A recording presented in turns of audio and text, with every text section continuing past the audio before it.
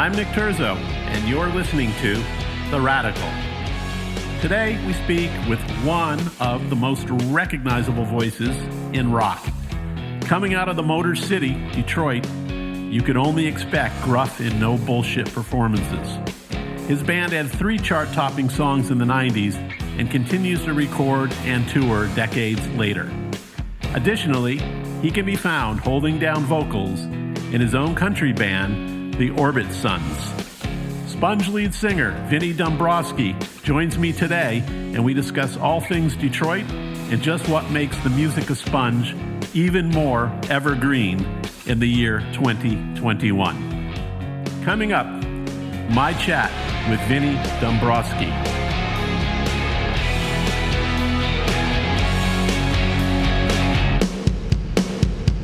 Welcome, Vinnie.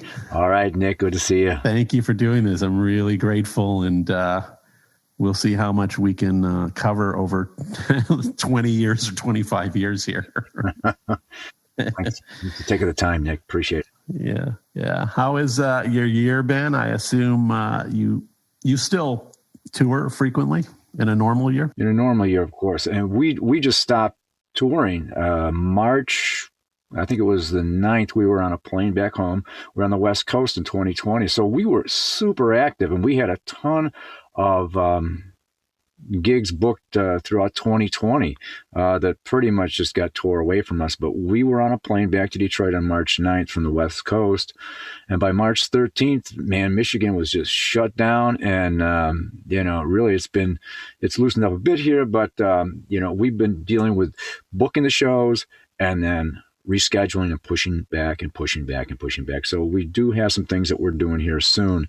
But, like most any musician, we've had just a ton of dates torn away from us because of all this. So. Right. And I think the routing of these things must be just a pain in the neck, because I know everyone was trying to do that in 2020, right? Well, we'll go 6 months out and see if we can route something. And it just kept having to be rejiggered. Yep, absolutely. And, my agent's done a great job at trying to figure some stuff out, but, it's just like, I think we all understand the kind of the long haul with it and the challenges. So we're hopeful, but this year might be a little slim picking too. So, yeah, unfortunately. So the band, does the current band? What is the lineup of the current band? Are there original guys in there with you? Is it you with new guys? There's been some iterations. What's the current iteration of Sponge? The current lineup has been pretty solid since 2003, and fortunately, Tim Padlin, who produced a number of records with us. He's been out on the road with us playing bass. His brother Andy, who has done just a ton of production with the band and recording with the band, he's been playing guitar with us since 2003. And Kyle Neely on guitar has been with us since 2003. Because the last original member, Joe Mazzola, he was with the band till about 2003. He left the band in 2003 to go play with the Detroit Cobras. Play guitar. I think he was playing bass too. So, but since then it's been pretty rock solid. What's your creative life like? Are you focused 100% on Sponge, or do you do a bunch of things on your own, side things?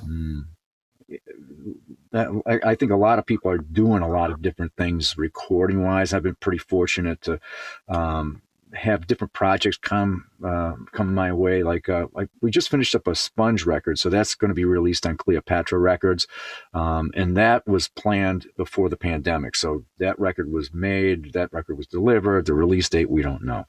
However, I got together with a fellow by the name of Drew Fortier, who played guitar with Bang Tango. He hit me up on an email. He was like, are you interested in singing on a song? And then he sends another email. He goes, it sounds too much like one of your songs that you recorded on Wax Ecstatic. So maybe we'll forget about it. And I'm like, well, I hit him back. I'm like, what do you got? Just send me the music. So he sends me the music, and I started writing to it right away. And come to find out, it was Drew and then Dave Ellefson from Megadeth and Mike Hallett, the drummer from Fear Factory. They sent me probably 30 songs over the summer, and we carved out a record. That record's done. So, we're trying to find a home for it, but I go, that's kind of cool, but we can't really tour right now. So it's like you release a record, but how do you promote a record? So, and then I got the guys from ICP calling me up. Violent J has been hitting me up to do some singing with ICP and the country stuff. So there's a lot of writing and recording going on, just no live playing. What's the name of the project then with that Ellefson's with you? What's that called? It's called Did you finish the record?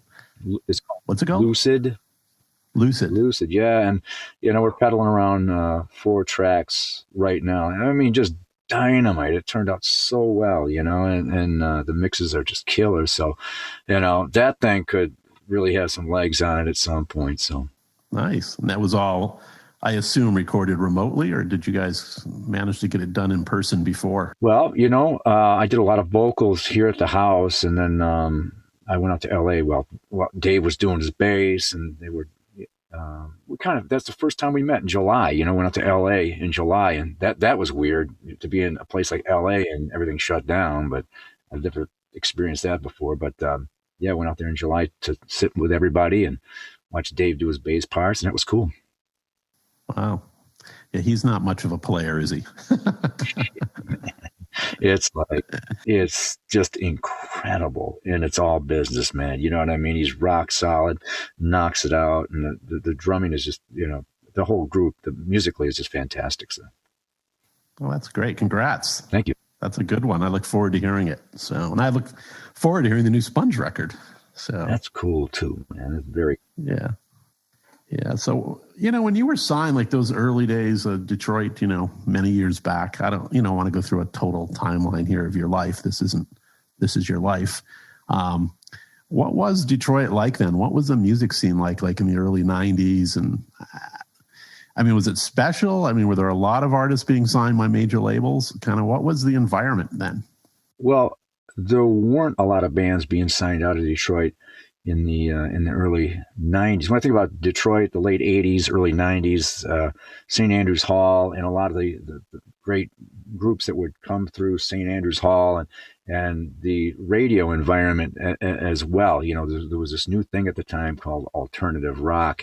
And up until then, it was all like rock stations like The Riff and LLZ, and they were playing, Zeppelin, and they were playing AC/DC.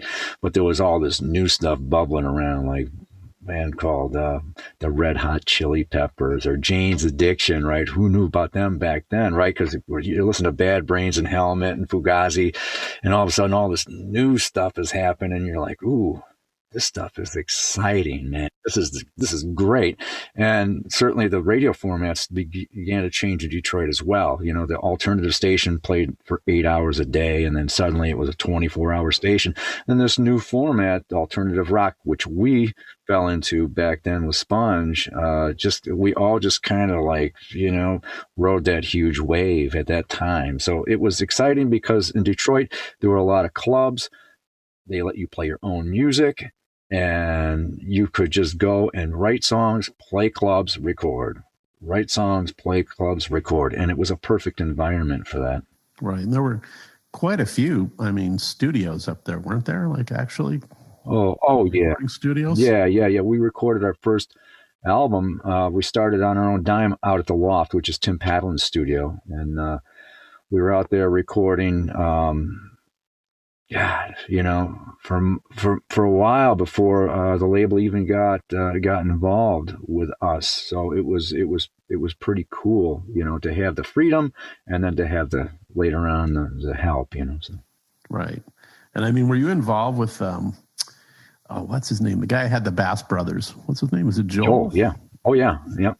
He was involved at some point. Had a recording studio there and all that too. Sure. We had a band called Loud House, which was right before Sponge. I was drumming at the time, and we went and visited Joel one day out at his studio. And Joel had a production company and access to management, and we just started recording and then pedaling around these recordings. So, and of course, Joel, people know him from Eminem, the Bass Brothers. A lot happened in this unassuming place in a suburb of Detroit, You think?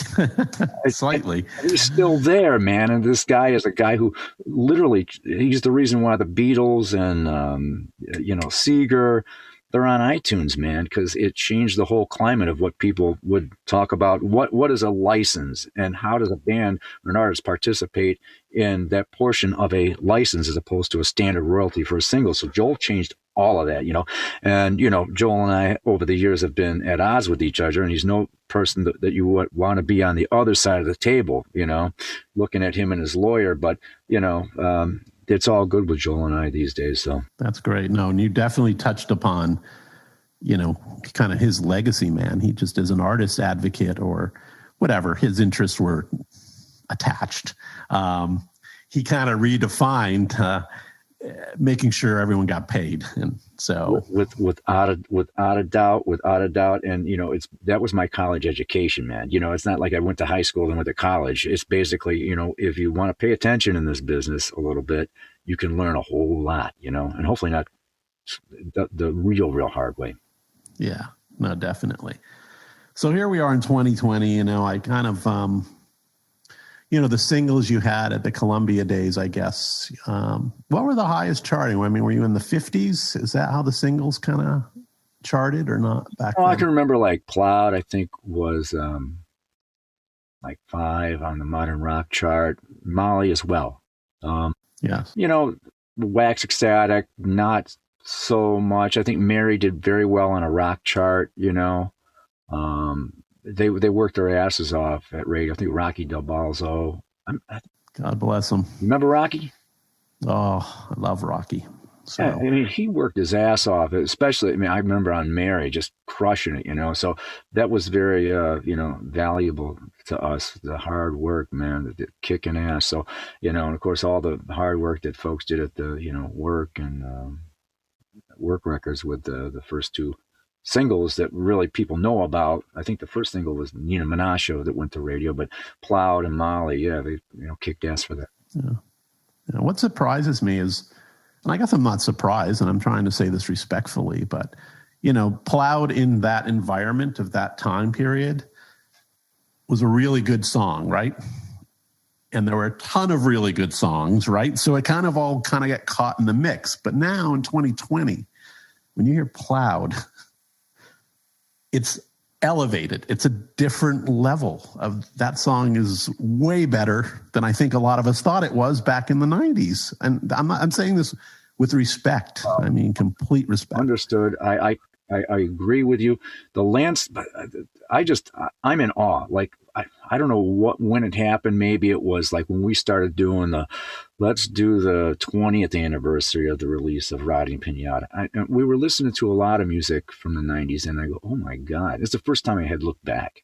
And I go, and I'm sure people from the 70s say what a great time that was. Although I have enormous reverence for music from the 70s and the 60s, the 80s. There's all kinds of great music.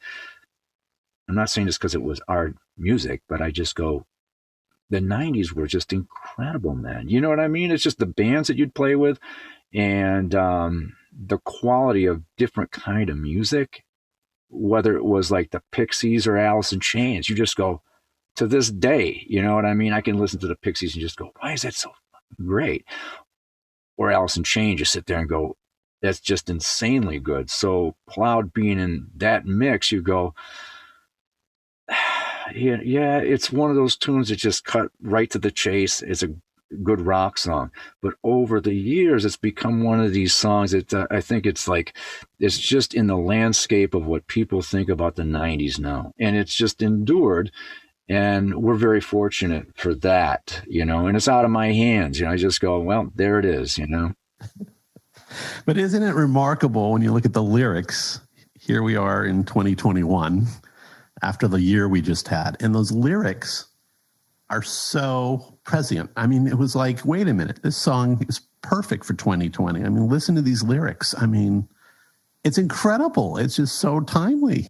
Well, I would do a podcast, not a podcast, but a live stream. And I've changed the lyrics, to say a prayer for us in a world of human wreckage and a world of financial wreckage, and I'm not patronizing. I mean, I mean it, man. You know, it's just like there's so much out there that people have been so affected by, so hurt by, so life changed by, and I change the lyrics, man. I'll do it at the gigs too, because it's not just say a prayer for me anymore. It's say a prayer for us, and it doesn't sing as well as me, but the word "us" certainly applies better. Yeah, but I just think, oh man, boy, does this song encapsulate 2020 for good or worse or bad or good. But dude, when you hear that guitar part, that opening, it just puts you in a place, man. It's so incredible now to me. I'm sorry I'm being so incredulous with you about it, but I mean, you see a song that like maybe was like a really good song in the 90s, really great song. And now it's like evergreen. It's like a classic. And it's just fascinating to watch that progression or what draws more people into it. I don't know. I'm just fascinated by it. Oh my God. That guitar riff is like it's the rally cry. You know what I mean? When that riff goes off, it's like, let's go, man. You know what I mean? And I think whether you're in your car, whether it's at the gig, that riff it's an iconic riff, man. It certainly is. All rock songs need iconic riff. Bringing it back. Come on, let's bring it back. Yeah. Well, Stern is certainly in love with the whole thing, right? I mean, have you played his show or not? Have you? I mean, I saw the Goo Goo Dolls did a cover of it. Why didn't they have you sing it? I don't understand. Howard, he had this great idea because he's such a 90s music fan that he would invite bands to the show to perform one of their big tunes, and then you needed to pick from he had a great list of songs. And I was told, you got to promise not to say what's on the list. So I'm like, okay, gag order, no problem. But we would pick a song from, a band that we wanted to cover, So yeah, we did Stone Temple Pilots and Plowed, and then Johnny Goo sang Plowed, man.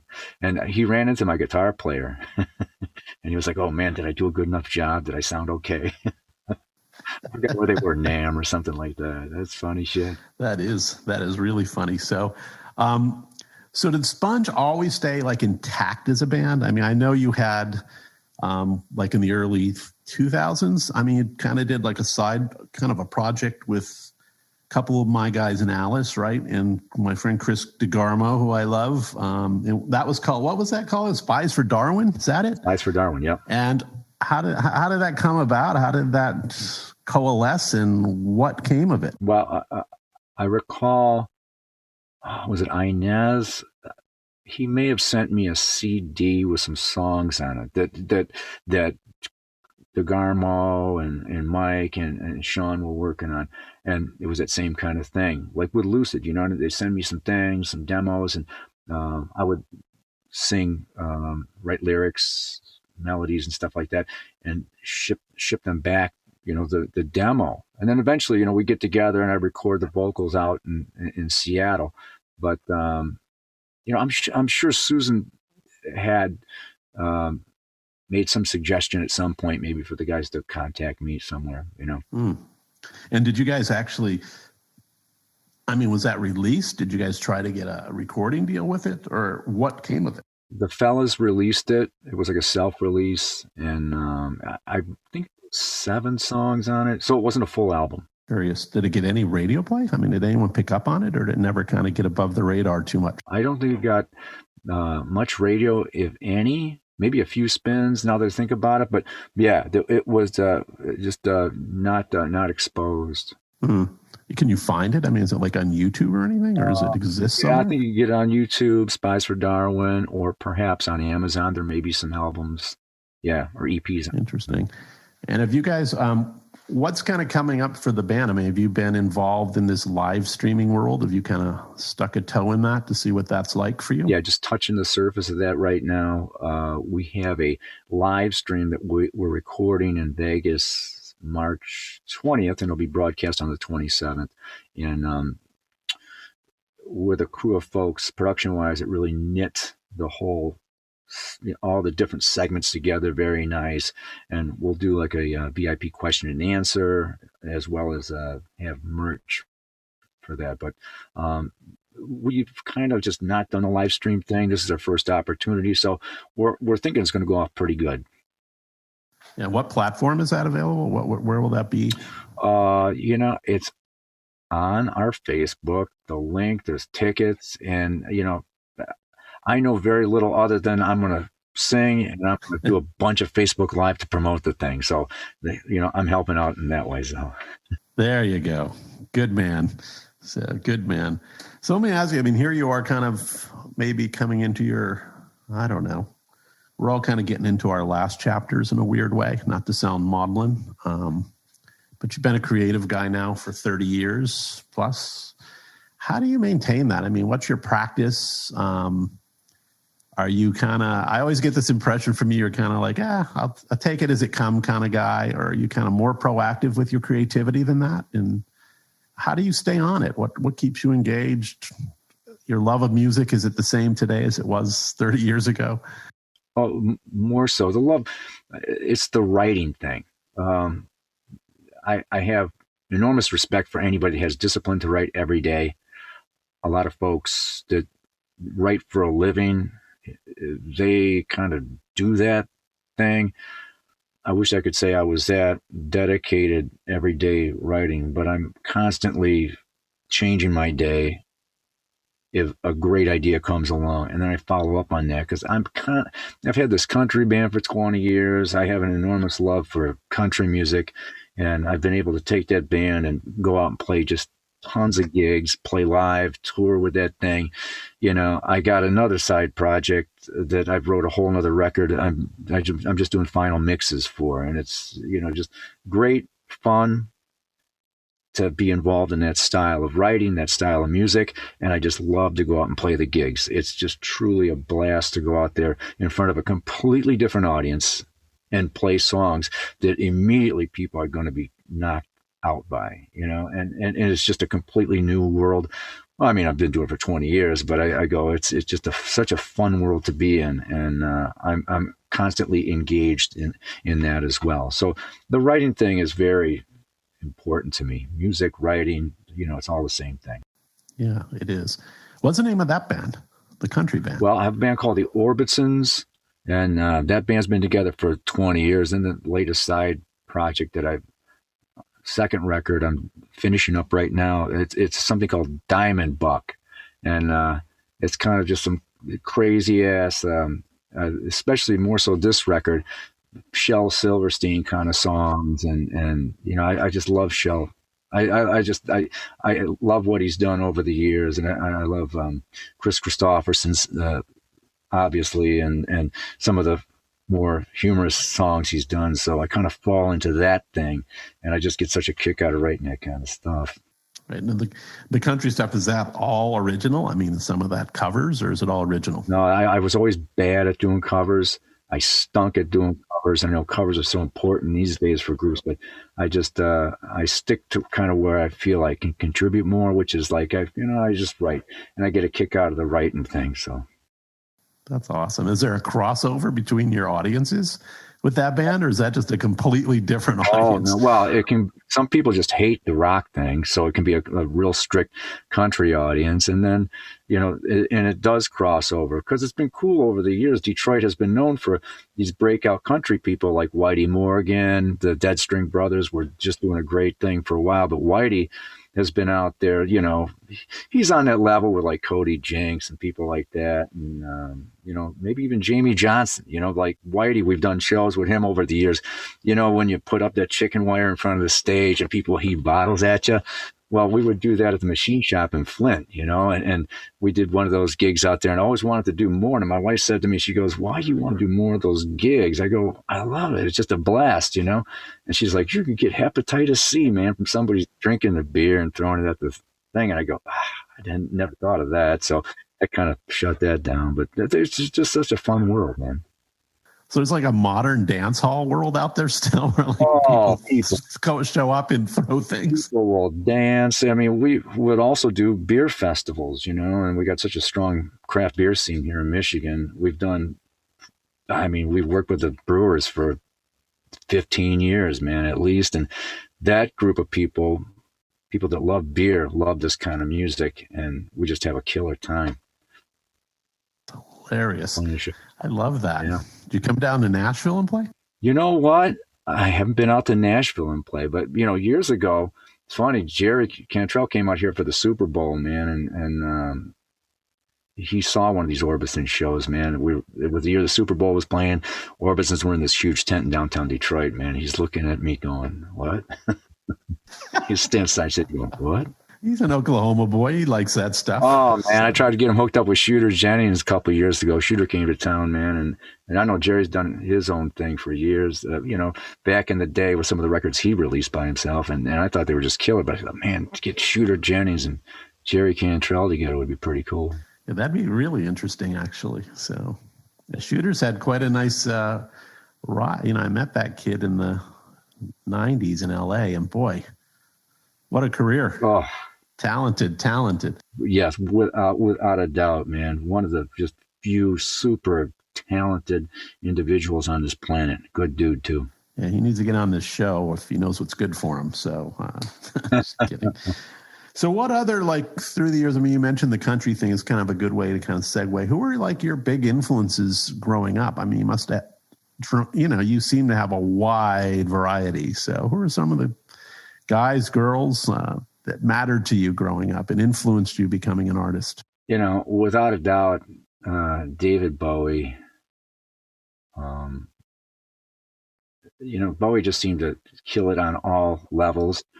But then Iggy Pop, Psychedelic Furs, Velvet Underground, Alice Cooper, the band Fear, Sex Pistols, The Clash. It's just the stuff just makes me smile.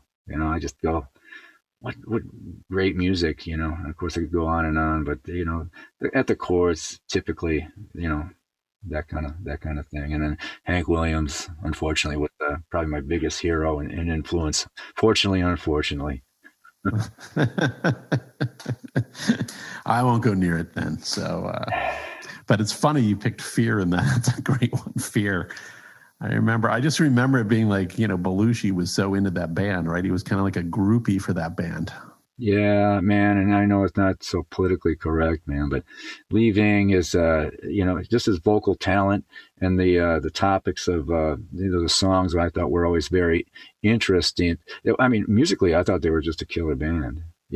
Forget, those guys could really play their shit, and I just man, fantastic. And I thought Lee Ving was just a fantastic singer.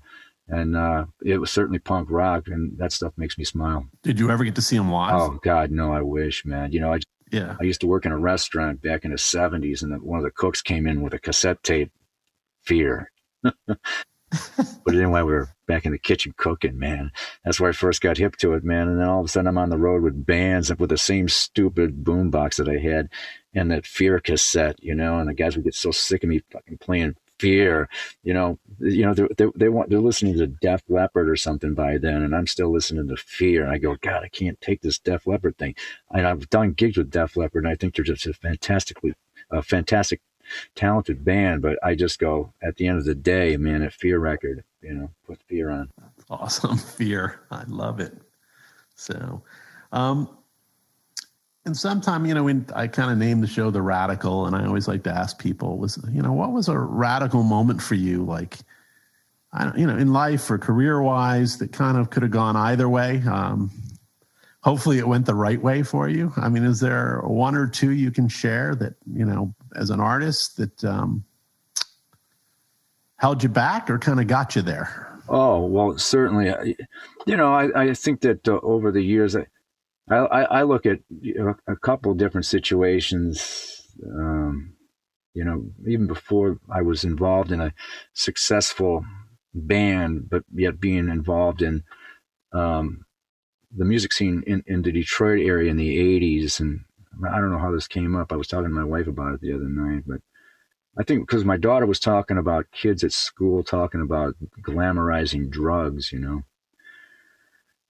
and we had talked about that for a little bit. And I really didn't get into any history with my daughter because I'm not sure she'd understand too much at this point, but my wife asked me a little bit more about that, but we were immersed in, the crack cocaine thing in Detroit back in the 80s, because the neighborhood had changed. One minute the neighborhood that you grew up in and the places that you would go, the bowling alley, fast forward a couple of years, the neighborhood's destroyed and you're buying drugs in the place you used to hang out in. You know what I mean? So me hanging out with guys that I was hanging out with, I finally hit a bottom, man. It's like I was in this just rotten, dilapidated basement of a house, doing drugs. I couldn't get any higher. You know what I mean? And it was like an epiphany. Something came over me. I go, this ain't right. I'm here with these guys doing this stuff. And I go, this ain't cool. And again, you get to a point with that stuff, you just smoke it, you can't get any higher. And I extracted myself from that situation, and those people.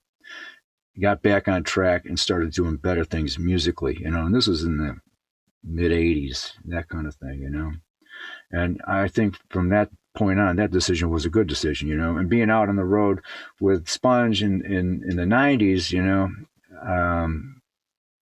I was goofing around with stuff then, and having left a tour, we were out there with Soundgarden in Europe, and I made the unfortunate decision about leaving the tour back in the 90s. I'm not whining about it, but I think it's certainly something I've been paying for ever since. I feel bad about having left that tour.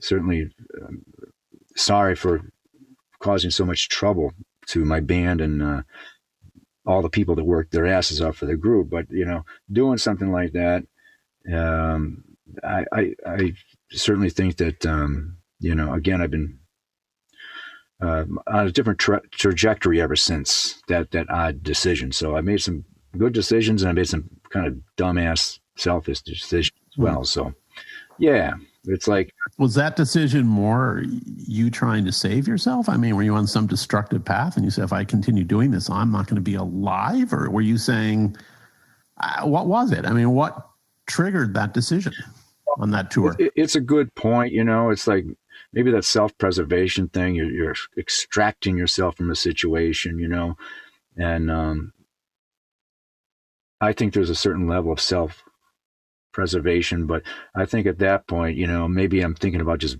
blowing everything up. You know what I mean? I'm just going, I'm done. I don't know how long I'm done, but I'm done for now, So it's Nick, I think it's kind of complicated when I look at it. For me, it was at that point, am I saving myself or I'm just tearing shit down? I've never really thought about it that heavy, but maybe it deserves a little bit of,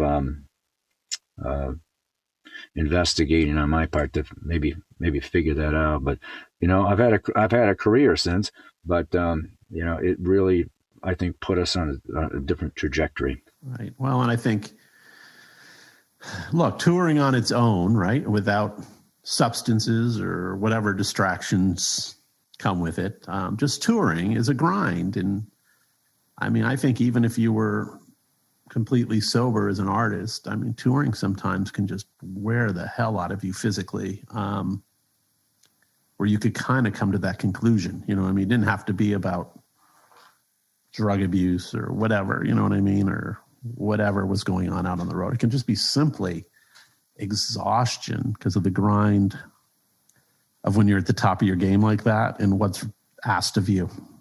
Yeah, certainly. It certainly can be a grind. When I look at it now and I look back, I go, I was making decisions out there. There were a lot of selfish decisions, although in the name of rock and roll, you go, well, this is just rock and roll, But you go, when you finally get away from rock and roll for a minute and you're not kind of feeding that rock and roll thing, you go, and this has taken me years to see, perhaps. I just go, yeah, it's kind of, there's some selfishness in it, It's like you do stuff, you're full on, and sometimes you don't see what the outcome of your decisions is going to be or the consequences. So I just go, it is what it is, man. You know what I mean? I'm alive here today to talk about it, which is fantastic. I shouldn't have any regrets about it, but regrets I have a few, like the song says. Do you think sometimes being in the position as the lead singer of a band gives you like more power? I mean, to kind of like be a wrecking ball. I mean, you know, everyone talks about bands operating kind of as democracies, right? But ultimately, sometimes the front man has a little bit more of a hammer. I'll tell you what, man, it's like back then, it's like if there were any questions about anything going on out on the road, at the end of the day, it would fall in my lap, you know, and I'd make a decision about it. And you know, that's the way it would go. So democracy to a certain point, man. But when it would come in my lap all the time, I go, you know, that's kind of it's a tough place to be, you know. And again, when I look back, I look at Hank Williams as an example. You think Hank Williams sat down and had an incredible knowledge of music? You know, Hank Williams had his influences, and he had just an enormous talent. But when it comes down to it, I think Hank Williams lived, man. He lived his life, and I don't know if he had many apologies, but you live your life and you write about things. And that's where I come from, man. I'm not the smartest book guy. I'm not the smartest music guy, but I just go, I'm going to live my life, man, and I'm going to write about it. And I'm not looking for crap to write about. I'm just living my life, you know, the best I can. And damn it, I'm going to goof up, man. I have goofed up, but I just go, boom, you know. You're a survivor. You're here. You're a dad. You're a family man now. It's all good. It worked out. What do you hope going forward? I mean, what would like the next 10 years for you be as kind of as an artist? What would you like to, I mean, I hate to project that far out, but I'm just curious to find what passion you have, like what'll get you to the next marker as an artist, how you'd like to be perceived, those things. I'm on the Willie Nelson trip, cousin. I just want to play music and get out there and do gigs as much as I can until I can't anymore. And that's it. I got no retirement plan. I think we will be out there playing gigs again, and that's all I got, you know. And I'll have a great time doing it. Right. And what's your tolerance at this point in your life for doing that? I mean, can you go out and do like 100 dates a year? I'm good. That works still for me. You know, I'm fine with that or more. You know, my youngest son, he's 11. So in another 8 years, I told my wife, I go, this is the music. This is the retirement plan. This is the music. We'll go get an RV and we won't look back. That's it. Give it about 8-9 years. That's awesome. Totally awesome.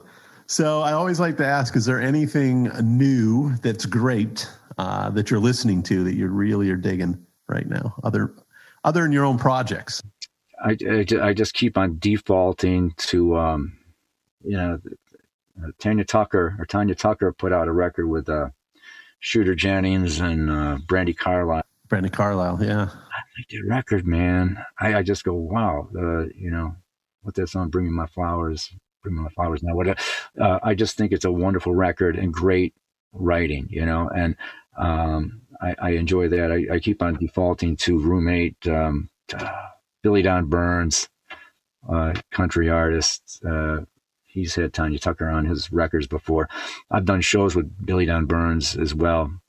And I just think he's a wonderful writer. And so Roommate, did with Shooter. It's about, it's the room that Graham Parsons died in. And so I talked to Billy Don Burns about that record once. He goes, I haven't listened to that record. I can't because of the way we recorded, because they recorded it in that room. And I keep just defaulting to that particular record, you know. So I don't know. When I get that, I'll start listening to something else.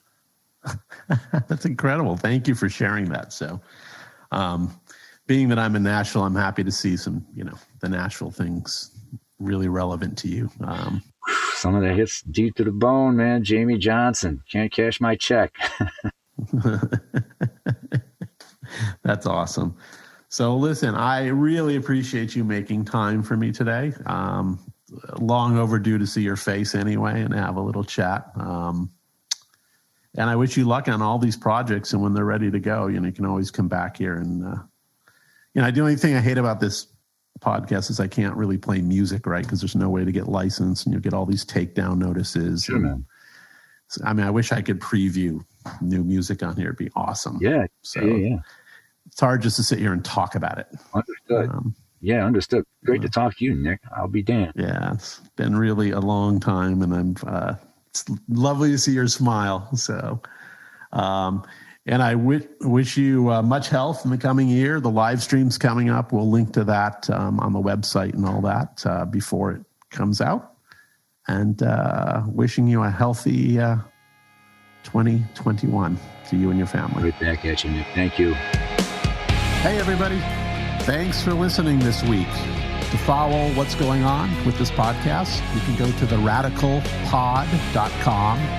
Theradicalpod.com. You'll find show notes and past episodes, and even a little swag there if you want a t-shirt or a hat. I would be honored if you'd subscribe at Apple or Spotify or wherever you get your podcasts. Till next week.